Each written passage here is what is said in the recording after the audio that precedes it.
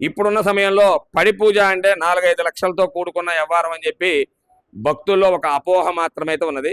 నిజానికి చెప్పాలంటే ఇప్పుడు వచ్చిన ఈ యొక్క డెకరేషన్ల పుణ్యమా అంటూ ఖర్చులు పెరిగినాయే కానీ ఒకప్పుడు అరటి మండలతో కట్టారండి. అయ్యప్ప స్వామి వారి పడి పూజ అంటే గతంలో ఎక్కడ చూసినా అరటి మండపాలే ఉండేవి.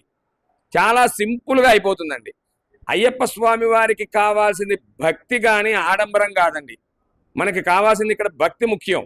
అంతే తప్ప ఆయన 4 లక్షలు పెట్టి చేశాడు, నేను 5 లక్షలు పిలిపిస్తున్నారు, నేను 5 లక్షలు పెట్టి చేశాను అనేది అక్కర్లేదండి. ఈ పడి పూజ అనేది దేవాలయంలో ఉన్న అయ్యగారు కానీ ఈ యొక్క దీక్షా నియమనిష్టలు తెలిసిన గురుస్వామితో కానీ ఎవరితోనైనా చేయించుకోవచ్చండి. ఈ యొక్క పూజా విధానం తెలిసిన అయ్యగారు కానివ్వండి, గురుస్వాములు కానివ్వండి, ఎవరైనా ఈ యొక్క పడి పూజ చేయొచ్చు.